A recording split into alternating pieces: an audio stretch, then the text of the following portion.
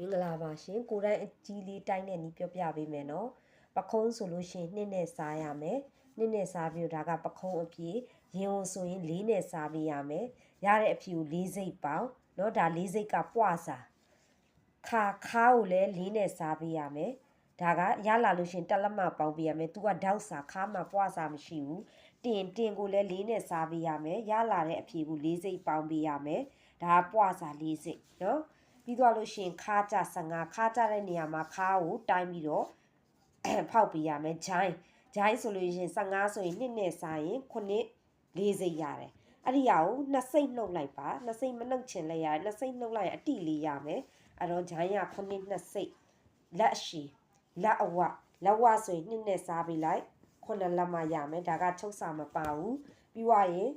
ဒါကထောက်ကြပါတယ်အင်ဂျီမှာထောက်ကျပါမယ်အရှိပါမယ်ဂျိုင်းစားတာအနောက်က140ရှေ့ချမ်းက260ဒါကရင်36ကနေ40အထိ